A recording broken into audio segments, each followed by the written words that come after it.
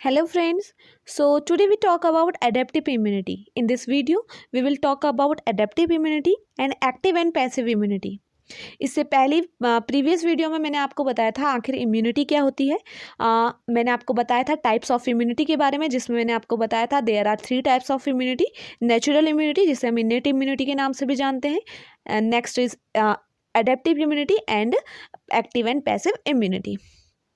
पहली वीडियो में हम बेसिकली जान चुके थे कि आखिर नेचुरल इम्यूनिटी किसे कहते हैं या फिर इनेट इम्यूनिटी किसे कहते हैं, जिसमें मैंने आपको बताया था कुछ बैरियर्स के बारे में, जिसमें मैंने आपको एनाटॉमिक बैरियर के बारे में बताया था, फिजियोलॉजिक बैरियर के बारे में बताया था, फेगोसाइटिक बैरियर और इन्फ्लामेटरी बैरियर के बारे में बताया था। आप में से जिन्होंने भी पहली वाली वीडियो नहीं देखी है, आप जाकर ज़रूर से देखें, आपको एडेप्टिव इम्यूनिटी को समझने में और ज़्यादा आसानी होगी।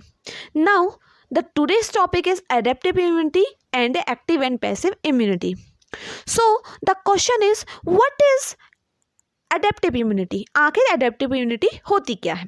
सो देखिए, एडेप्टिव इम्यूनिटी को जानने से पहले आपको ये पता होना चाहिए आखिर हेरिडिटी क्या होती है। आखिर हेरिडिटी हम किसे कहते हैं? हेरिडिटी का मतलब है बेसिकली एक ऐसी प्रोसेस जहाँ पर physical and mental quality pass on होती है from parents to child. Basically आपने सुना होगा पेरेंट्स के कैरेक्टर कुछ कुछ उसके चाइल्ड में आते हैं। ये चीज़ क्या कहलाती है? यही चीज़ कहलाती है heredity. Now the question is, what is acquired immunity? Acquired immunity को हम एडेप्टिव इम्यूनिटी भी कहते हैं, तो आपको कंफ्यूज नहीं होना है। अगर टॉप पॉइंट आता है एक्वायर्ड इम्यूनिटी या एक्टिव इम्यूनिटी, ये दोनों एक ही हैं, आपको कंफ्यूज नहीं होना है। और मैंने आपको क्यों बताया हेरिडिटी के बारे में? क्योंकि एक्वायर्ड इम्यूनिटी आपको तभी समझ में आएगी जब आपको पता हो हेरिडिटी का मतलब क्या है। एक्वायर्ड इम्यूनिटी क्या करती है? ये एक स्पेसिफिक डिफेंस प्रोवाइड करती है, और वो स्पेसिफिक डिफेंस क्या है? उस डिफेंस का नाम है non heredity defence. Non heredity defence. Non heredity defence क्या है? ऐसा डिफेंस या फिर ऐसा बेसिकली ऐसा डिफेंस सिस्टम जो हमें हमारे पेरेंट्स से नहीं मिला है। जो डिफेंस हम बेसिकली पेरेंट्स से चाइल्ड को नहीं मिला है, ऐसे डिफेंस को हम क्या कहते हैं? Non heredity defence. So I hope आपको ये तो समझ में आया होगा कि नॉन हेरिडिटी डिफेंस किसे कहते हैं।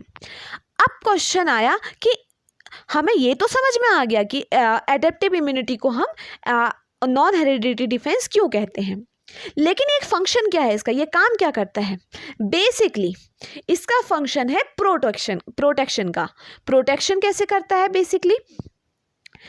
बेसिकली जो भी एक्सपोज स्पेसिफिक पैथोजन होते हैं, जैसे ही क्या होता है, स्पेसिफिक पैथोजन क्या होते हैं? एक्सपोज होते हैं, उनका एक्सपोजर होता है।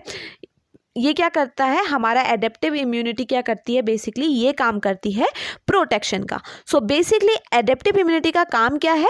प्रोटेक्शन का। कब? After the exposure of specific pathogen. जैसे ही स्पेसिफिक पैथोजन का बेसिकली एक्सपोजर होता है, हमारी जो इम्यून सिस्टम है वो क्या काम करने लगता है? उसका काम होता है प्रोटेक्शन का काम करना।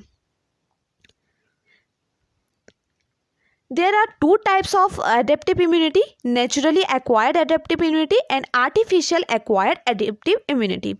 पहले हम बात करेंगे naturally acquired adaptive immunity की। आखिर naturally acquired adaptive immunity है क्या? उसके बाद हम जानेंगे कि आखिर artificial acquired immunity है क्या। सो देखिए, naturally acquired adaptive immunity क्या है? हमारे इम्यून सिस्टम ने रिस्पॉन्स किया किसे? एंटीजन को। जैसे ही एंटीजन को रिस्पॉन्स किया, एंटीजन ने बेसिकली एक्टिवेशन किया टी सेल का। एंटीजन ने क्या किया? एक्टिवेशन किया टी सेल का, और इन टी सेल्स ने क्या बनाई? एंटीबॉडीज बनाई। बेसिकली मैं आपको दोबारा बता देती हूँ, इसे ध्यान से सुनिएगा क्योंकि ये बहुत इजी है। नेचुरली एक्वायर्ड एडेप्टिव इम्यूनिटी बहुत ही इजी है। हमारे इम्यून सिस्टम ने रिस्पॉन्स किया। रिस्पॉन्स करने से क्या हुआ? बेसिकली किसे रिस्पॉन्स किया? एंटीजन को रिस्पॉन्स किया। एंटीजन ने क्या किया? टी सेल्स को एक्टिवेट किया, टी सेल्स का बेसिकली एक्टिवेशन किया। इन टी सेल के एक्टिवेशन से बेसिकली क्या बना, एंटीबॉडी बनी। और एंटीबॉडी ही हमारी बॉडी में क्या काम करती है, एंटीबॉडी का ही काम होता है हमारी बॉडी में प्रोटेक्शन का। जब तक एंटीबॉडीज नहीं बनेंगी हमारी बॉडी में प्रोटेक्शन नहीं हो पाएगा। सो हमारी बॉडी में प्रोटेक्शन कैसे होगा, हमारा इम्यून सिस्टम रिस्पॉन्स करेगा एंटीजन को, ये एंटीजन टी सेल्स को रिलीज करेंगी एंड टी सेल्स बनाएंगी एंटीबॉडीज, और ये एंटीबॉडीज फिर हमारे बॉडी में प्रोटेक्शन का काम करेगी। कब करेगी, after exposure of specific pathogen. Specific pathogen के एक्सपोजर के बाद हमारी बॉडी क्या करेगी, प्रोटेक्शन का काम करेगी। जैसे ही कोई बेसिकली हो क्या रहा है, जैसे ही किसी पैथोजन की एंट्री हुई, एक्सपोजर हुआ, हमारे इम्यून सिस्टम ने तुरंत काम करना स्टार्ट किया, उसने रिस्पॉन्स किया एंटीजन को, एंटीजन ने तुरंत एक्टिवेशन किया टी सेल्स का एंड इन टी सेल्स ने क्या बनाई, एंटीबॉडीज बनाई, और इस तरीके से नेचुरली प्रोटेक्शन होता है। So first type I think आपको समझ में आ गया होगा। Next is artificial acquired adaptive immunity. Artificial acquired adaptive immunity का मतलब क्या है, देखिए ध्यान से समझिए। यहाँ पे बेसिकली इंजेक्शंस को ऑब्टेन्ड किया जाता है। हम क्या करते हैं, इंजेक्शन लेते हैं, मतलब हम इन्हें क्या कर रहे हैं, आर्टिफिशियली हम अपने बॉडी में इन्हें क्या कर रहे हैं, इंजेक्ट कर रहे हैं। बेसिकली हम क्या कर रहे हैं, अपनी बॉडी में एंटीबॉडीज को इंजेक्ट करने का काम कर रहे हैं। तो यहाँ पे हो क्या रहा है, ऑब्टेन्ड हो करते हैं हम इंजेक्शन को।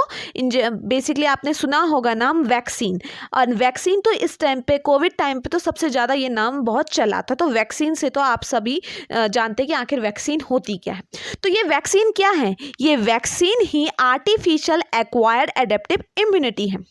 जैसे हमने अपनी बॉडी में क्या करा, हाँ बेसिकली इंजेक्ट किया वैक्सीन्स को, तो ये क्या करती है, ये प्रोड्यूस करती है इम्यूनिटी को। ये क्या प्रोड्यूस करती है, इम्यूनिटी को प्रोड्यूस करती हैं, और इस तरीके से क्या होता है, आर्टिफिशियल एक्वायर्ड एडेप्टिव इम्यूनिटी बनती है।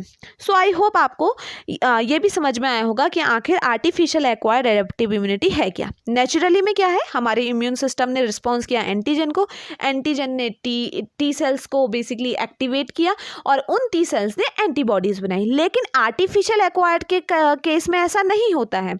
हम अपनी बॉडी में इंजेक्ट करते हैं बेसिकली उन इम्यूनिटीज को, जो कि क्या करती है, प्रोटेक्शन का काम करती हैं। Now the next point is what is active and passive immunity. आखिर एक्टिव एंड पैसिव इम्यूनिटी क्या होती है। सो देखिए, एक्टिव इम्यूनिटी क्या है। एक्टिव इम्यूनिटी बेसिकली है क्या, जो भी कोई इंडिविजुअल है, ठीक है, कोई भी इंडिविजुअल जिसके पास क्या है, खुद का इम्यून सिस्टम है, एनी इंडिविजुअल जिसके पास क्या है, खुद का इम्यून सिस्टम है, और वो क्या बना रहा है, एंटीबॉडी बना रहा है। वो इम्यून सिस्टम क्या कर रहा है, एंटीबॉडी बना रहा है, उसी को हम कहते हैं एक्टिव इम्यूनिटी। क्या है active immunity, any individual which have own immune system and make antibodies called active immunity। अब बात आई पैसिव इम्यूनिटी क्या है, जस्ट इसका अपोजिट।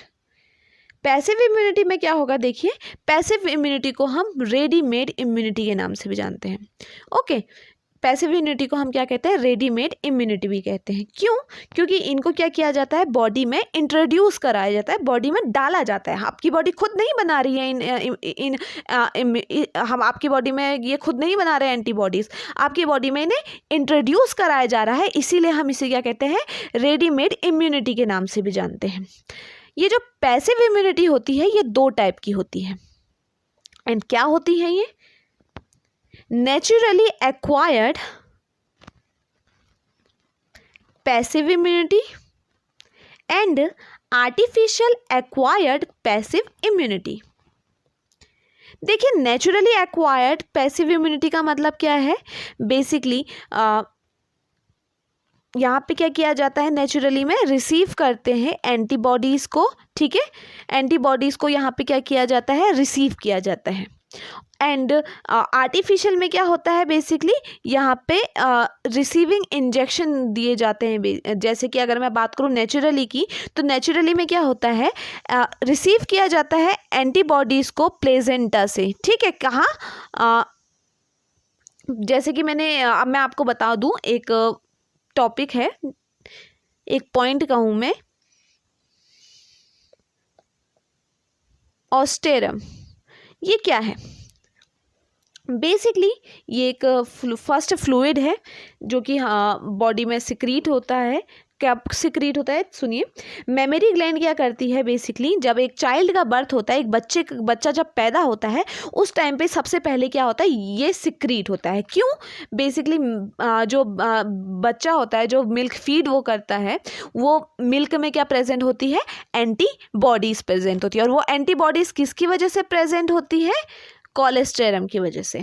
इसीलिए कोलेस्टेरम एक अच्छा एग्जाम्पल है नेचुरली एक्वायर्ड इम्यूनिटी का, जहाँ पे क्या हो रही है, क्या रिसीव किया जा रहा है, एंटीबॉडीज़ को रिसीव किया जा रहा है। बात करूँ, देखिए एक और चीज़ मैं बता दूँ, ये हमेशा मेमोरी ग्लैंड में नहीं रहता है। जब एक 6 मंथ तक बेसिकली ये मेमोरी ग्लैंड में प्रेजेंट रहता है, एंड उसके बाद ये प्रेजेंट नहीं होता है। उसके बाद अगर मैं बात करूँ आर्टिफिशियल एक्वायर्ड की, तो बेसिकली यहाँ पे क्या किया जाता है, आर्टिफिशियल एक्वायर्ड में रिसीव किया जाता है इंजेक्शन किसका, गामा ग्लोबुलिन का। सो आई होप आपको ये समझ में आया होगा कि एक्टिव एंड पैसिव इम्यूनिटी क्या होती है। एंड आपको आज की ये वीडियो अगर पसंद आई हो, so don't forget to like, comment, share and subscribe. Thank you so much for watching.